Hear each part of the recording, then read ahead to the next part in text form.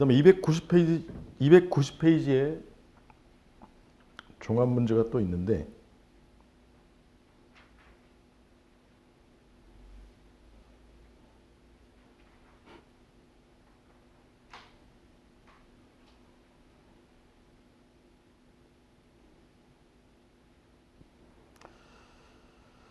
이 문제도 되게 어려웠어요.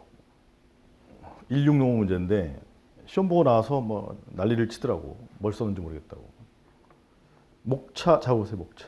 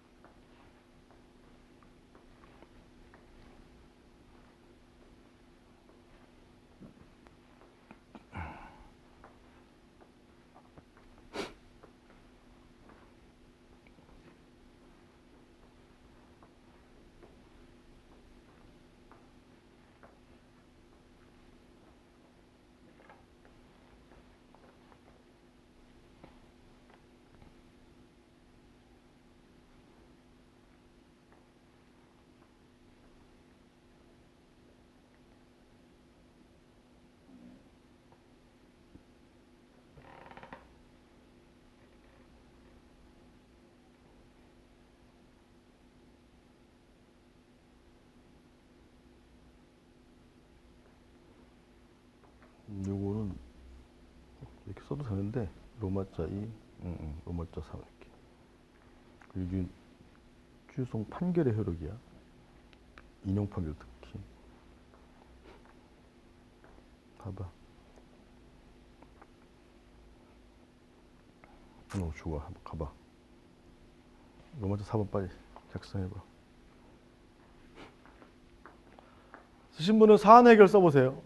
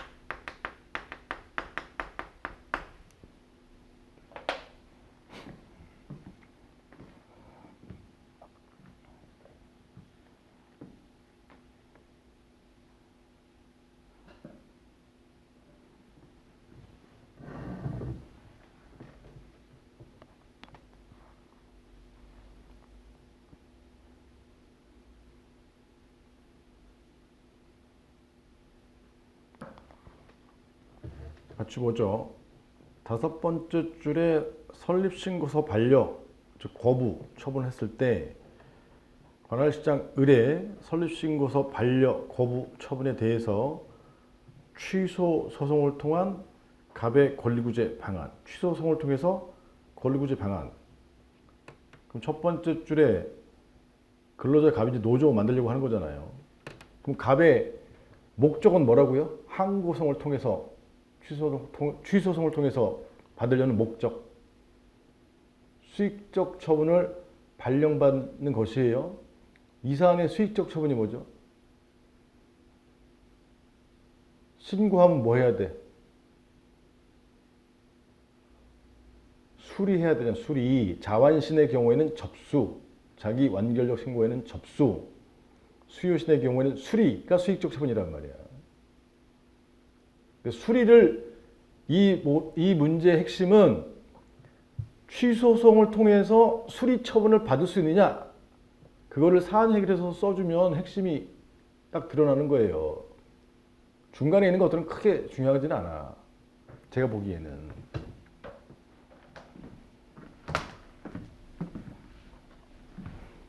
기본적인 목차는 방금 전에 풀어본 내용하고 똑같죠? 그 문제의 소재 뭐 써도 되고 안 써도 되고. 로마자 2번에 맨 처음에 뭐 써요? 소송 요건. 로마자 3번에 심리. 본안 심리를 주로 말하는 거죠. 이것도 요건 심리, 본안 심리, 이때 심리, 본안 심리를 주로 말하는 거니까. 심리가 끝나면 뭐 한다고요? 판결. 판결에서 중요한 판결이 무슨 판결이죠? 인용 판결. 그래서 요건 거부가 처분인데 심리에서 거부 처분이 위법하다면 청구가 이유 있으므로 인용 판결을 하게 되는 건데 14일이 지나서 확정되면 판결의 효력이죠. 판결의 효력 1번 29조 1항에 뭐가 있어요? 형성력. 2번 30조에 뭐가 있어요? 기속력. 형성력은 과거로 돌아가서 거부 처분을 없애는 거잖아요. 거부 처분이 없어지고 그다음에 기속력은 반원죄가 있는데 거부 처분이니까 뭐죠? 30조 2항의 재처분 의무. 사안의 수익적 처분이 뭐라고요? 수리처분이죠. 수리처분. 근데 재처분 의무의 내용은 수리가 기속행위인지 수리가 재량행위인지에 따라 달라지는 거잖아요. 근데 요건을 갖추면 수리하여한다라고 행정절차법에 나와 있어요. 물론 자기 완결적 신고이지만 여하튼 기속행위라고 본다면 이때 재처분 의무의 내용은 수리 의무잖아요. 건축 허가 거부하고 똑같은 거야. 수리 의무가 있는데 이걸 불이행하면 3번이 뭐죠? 집행력, 간접, 강제 몇 조에 있죠? 34조에 있잖아요. 그래서 먼저 이행하라고 명령을 하고 빵 1년 4월 1일 날에 이행을 하지 않으면 5월 1일 날에 행정청 을에게 돈을 부과하는 거잖아요. 이거 속한 지자체에다가. 그런데 지금 1,000만 원씩 손해배상하거나 1억 전손해 배상할 것을 명령한다. 명령해서 이걸 돈 내기 싫으니까 을이 갑에게 뭘 해주는 거죠? 수리. 처분을 해준다면 취소송을 통해서 본질적인 구제가 가능하다. 근데 거기까지 써도 좋지만 그러나 통상은 수리 처분을 하지 않을 것이므로 본질적 구제가 되지 못하는 한계가 있어. 의무 이행 소송 등의 인정 여부가 문제되는 것이다. 이렇게 되는 거죠. Understand?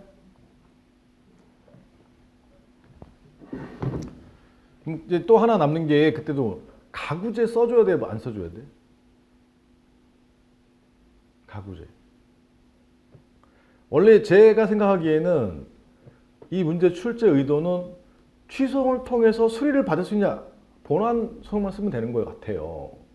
근데 가구제가 있어야 본안 소송의 의미가 있다. 이렇게 본다면 가구제도 써야 되겠죠. 가구제 중간에 뭘 받는 거죠? 임시수리 처분을 받아야 의미가 있는 거니까. 그래서 가구제 쓸 수 있다 이 말이에요. 근데 쓸 게 너무 많단 말이에요, 얘는.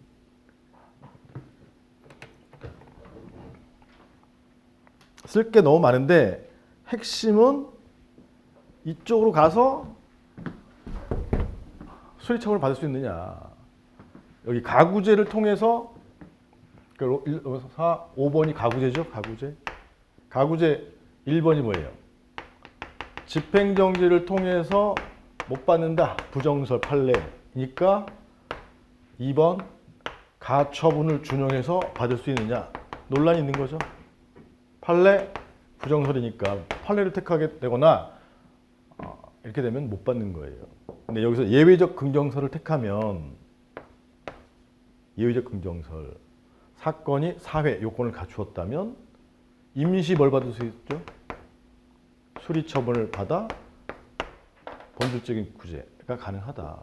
그게 이제 사안 해결에서 1번 취소송 쓰고 2번 가구제 쓰고 이렇게 쓰면 되는 거잖아요. 그다음에 여기서 이 문제 쓸 게 많기 때문에 축약서술이 중요해. 축약서술. 학설도 대립이 있으나 자기가 택할 학설만 쓰면 되는 거예요. 거부가 처분 요건과 관련해서 신, 공, 영이 문제가 되고 이런 요건이 필요한데 신청권이 필요하다는 것이 홍설 판례 입장이고 그러면 요 노조법의 해석상 신청권이 있다고 보이므로 대상적 격 충족한다. 이렇게 써주는 거죠. 축약서술. 여기 거부 처분의 위법성은 통설 판례 입장인 무슨 설에 의하면 절차적 심리설. 아니요, 그 부작위 죄송해요. 거부 처분의 위법성은 여기 수리가 법령의 해석상 해야 할 의무가 있는 기속행위여서 하지 않는 거부 처분은 위법하다. 기속행위이기 때문에 위법하다. 이렇게. 논증. 위법하다면 이제 형성력이 있고 기속력이 있고 결국 이제 간접강제 가서 받을 수 있느냐 이거 핵심이죠. 간접강제 재처분 의무를 불이행 시에 간접강제가 있었어도 재처분을 이행하지 않으면 취소송을 통해서는 구제받지 못한다. 이렇게 쓸 수 있어요. 그래서 이제 그 뒤에 말에 부드럽게 연결시키기 위해서 따라서 의무행 소송의 인정 여부가 문제된다. 이렇게 쓰면 좋은 답안이죠. 그럼 아시겠어?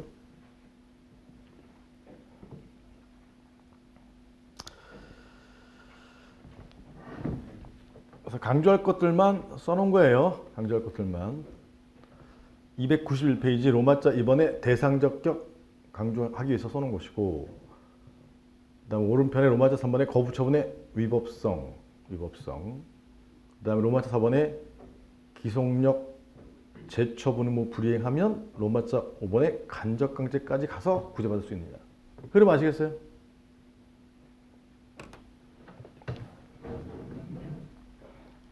요건, 심리, 판결 이렇게 목차를 다셔도 되고 부각할 내용만 거부의 처분성, 여기 거부 처분의 위법성, 그 다음에 재처분 의무, 기속력, 간접강제까지 가서 구제받을 수 있느냐.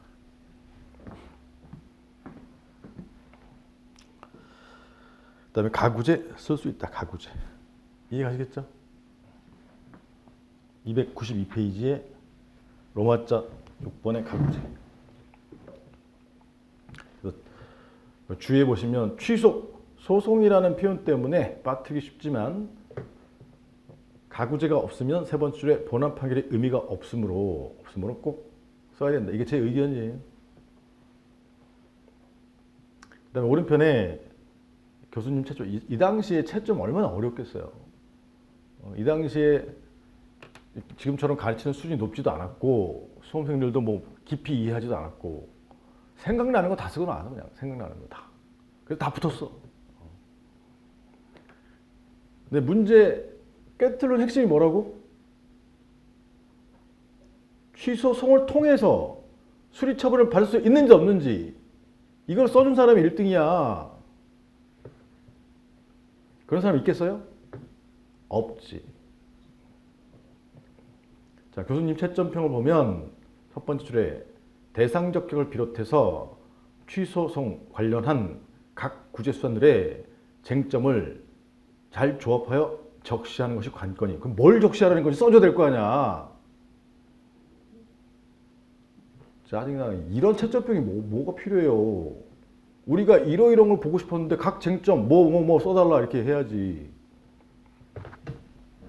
그 다음에 네 번째 줄에 반려행위의 위법성, 가점 요인이다. 가점 요인.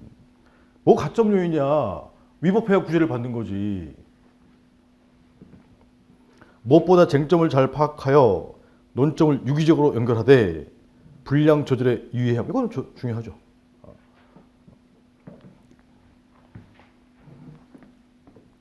근데 이렇게 쓰시다가 제가 예전에 말씀드렸죠. 이게 왜 썼어? 서비스로 써줬단 말이야. 쓸 의무는 없어요. 근데 여기 출제하고 채점평 돈도 안 주는데 채점평 올라가면 막 말들이 많아요. 이익보다는 실이 많으니까 한동안 채점평 써주시다가 안 써준단 말이에요. 이런 정도의 채점평이라도 그나마 볼 수 있었는데 이제는 채점평도 볼 수가 없다. 근본 원인은 어디 있다고요? 돈을 많이 들여야 된다. 돈을. 산업인력관리공단에서 돈을 많이 들이면 1,000만 원 드릴 테니까 채점평 좀 기깔나게 써주실래요? 뭐 밤새고 쓴다. 밤새고. 산업인력관리공단은 돈 벌어서 뭐 하는 거야? 우리들의 이익을 위해서 채점평을 제대로 써줘야지. 교수님들의 잘못이 아니에요. 제가 보기에.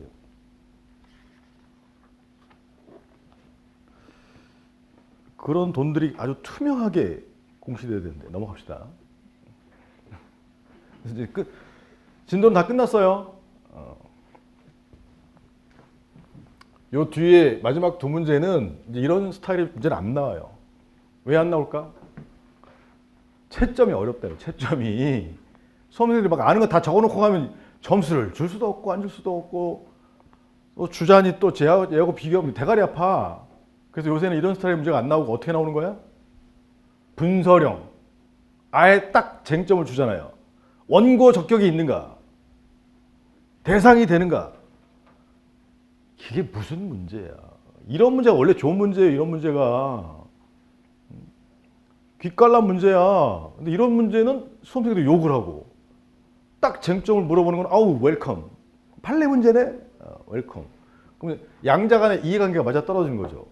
수요자인 수험생은 쟁점 그대로 주니까 암기해서 쓰면 되니까 편하고 채점자도 출제자도 그냥 점수 주기 평가하기 편하고 양자는 편한데 이 수험생들이 진짜 실력이 있느냐? 있을 수도 있고 없을 수도 있다. 그럼 이 사람들이 실무 가서 실무에서 실력이 늘어날 수 있느냐? 실무적 지식은 늘어나겠죠. 근데 이론적 지식은 없어. 좀만 꽈서 문제를 해결해야 된다. 그러면 해결을 못 하는 거지. 꼭 그런 건 아니지만. 그래서 여러분들은 지금 예전 이런 문제에 비하면 아주 문제 자체는 행복한 시대에 나온 거 공부하고 있는 거야. 단순해 그냥 판례하고 딱 해가지고 암기하고 딱 풀어서 나가면 돼.